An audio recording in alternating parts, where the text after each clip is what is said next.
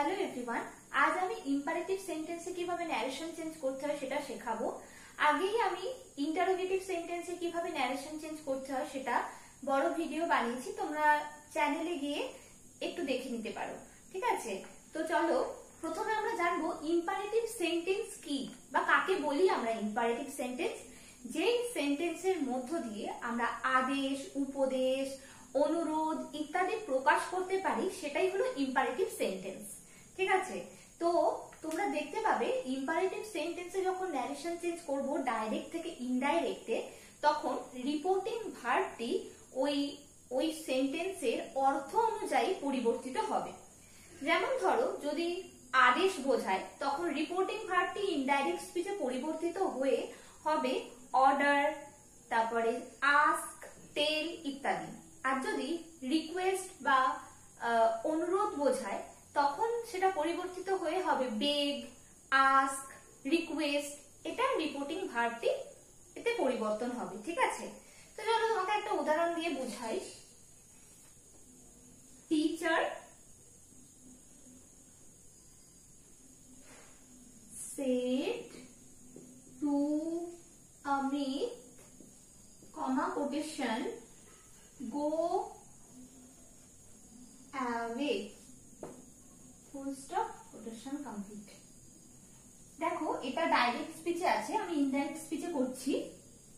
Teacher ordered, order কেন হলো reporting ভার্বটা? বুঝতেই পারছো, টিচার বলছে চলে যেতে, মানে কাউকে আদেশ করছে যে এখান থেকে চলে যাও, অমিতকে বলছে যে চলে যাও, তো তার জন্য এখানে আমি অর্ডার বসালাম। Order Amit to go away, stop. ঠিক আছে, তো আরেকটা জিনিস লক্ষ্য করো যে এই সেন্টেন্সটা ইম্পারেটিভ সেন্টেন্স, কিন্তু এটা চেঞ্জ হয়ে অ্যাসার্টিভ সেন্টেন্সে আছে। ঠিক আছে, তো তারপরে দেখো রিপোর্টেড স্পিচের আগে টু বসবে। ইন্টারোগেটিভ সেন্টেন্সে যেমন রিপোর্টেড স্পিচের আগে ইফ বা হোয়েদার বসছিল, যেমন অ্যাসার্টিভ সেন্টেন্সের ক্ষেত্রে দ্যাট বসছিল, তেমন এখানে ইম্পারেটিভ সেন্টেন্সের ক্ষেত্রে ইনফিনিটিভ ব্যবহার হবে। আর টু এর পরে কোনোদিনও টেন্সের পরিবর্তন হবে না, সবসময় প্রেজেন্ট টেন্সেই থাকবে। ঠিক আছে, তো নেক্সট দেখো he said to boy, comma quotation, do not run in the San, quotation complete. তো আমরা দেখব যখন এই নেগেটিভ মানে রিপোর্টেড স্পিচটা যখন নেগেটিভ সেন্স বোঝাবে তখন টু এর আগে আমরা নট ইউজ করব। ঠিক আছে, টু এর আগে নট ইউজ করব, নট টু। দেখো এটা যেমন নেগেটিভ সেন্সে, তাই এটা আমি ন্যারেশন চেঞ্জ করব। হি ফরবেড লিখতে পারবো, কারণ কি নিষেধ করছে, সে অর্থে আমি ফরবেড লিখবো। হ্যাঁ, দ্য বয়, দাটা অ্যাড করে নাও, the boy not to run in the sun. Right, এটা বোঝা গেল। এরপরে দেখো আমরা যখন দেখবো ইম্পারেটিভ সেন্টেন্সের রিপোর্টেড স্পিচটা লেট দিয়ে শুরু হবে এবং সেই সেন্টেন্সটা যখন প্রস্তাব বোঝাবে তখন লেটটা উঠে গিয়ে শুড বসবে এবং সেক্ষেত্রে রিপোর্টিং ভার্বটা প্রপোজড বা সাজেস্টেড বসবে। ঠিক আছে, আচ্ছা চলো তোমাদের আরো ক্লিয়ার করে দিই একটা এক্সাম্পলের মাধ্যমে। Said to his friends, comma quotation, let us gossip. Okay,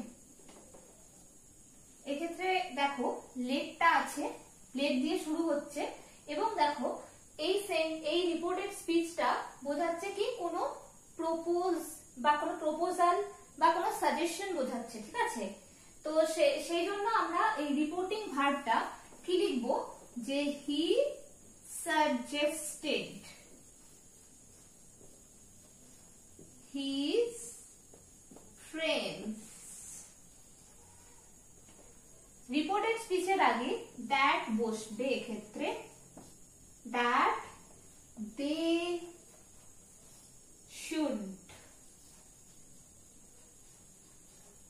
gossip stop।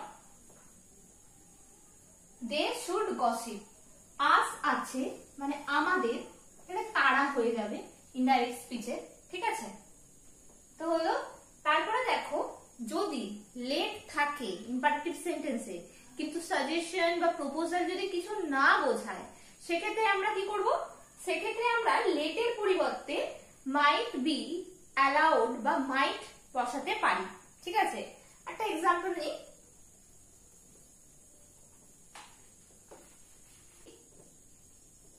said to me, comma quotation, let him go stop। তো এটা দেখো কি হবে, এখানে লেট আছে ঠিকই কিন্তু কোনো প্রপোজাল বা সাজেশন বোঝাচ্ছে না, ঠিক আছে। তাই এখানে said to জায়গায় কি লিখবো আমরা, he told me that he might be allowed to go, ঠিক আছে। এই সেন্টেন্সটা বুঝতে পারলে ডাইরেক্ট থেকে ইনডাইরেক্টটা, যেখানে যেহেতু প্রপোজাল বোঝাচ্ছে না তাই লেটটা উঠে গিয়ে মাইট বি অ্যালাউড বা মাইট বসবে, ঠিক আছে। এবারে দেখো যদি অনেক সেন্টেন্স আছে ইম্পারেটিভ যেটা স্পষ্টভাবে আদেশ, উপদেশ, অনুরোধ নাও বোঝা যেতে পারে কিছু সময়ের জন্য, তোমরা ভাবতে মানে তোমরা কোনো সেন্টেন্স থেকে বুঝতেই পারছো না এটা আদেশ বোঝাচ্ছে না উপদেশ বোঝাচ্ছে না অনুরোধ বোঝাচ্ছে, সেক্ষেত্রে তোমরা টেল ইউজ করতে পারো রিপোর্টিং ভার্বে, ঠিক আছে। তো এইগুলোই ছিল রুলস, যে এই রুলস গুলো মেনেই তোমরা এই ইম্পারেটিভ সেন্টেন্সে ন্যারেশন চেঞ্জ করবে। মোট যতই থাক, এর পরের দিন আমি অপারেটিভ সেন্টেন্স নিয়ে খুব শিগগির হাজির হব তোমাদের সামনে। আর ততক্ষণে তোমরা মন দিয়ে পড়তে থাকো এবং বারবার রিভিশন করতে থাকো। আর পরে আমি প্র্যাকটিস ক্লাসও আনবো খুব শিগগির, যখন এগুলো সব শেখানো হয়ে যাবে। আর তোমাদের যদি ভিডিওটা ভালো লাগে তাহলে লাইক করো, শেয়ার করো আর কমেন্ট করে দিও। আর ততক্ষণ তোমরা মন দিয়ে পড়তে থাকো।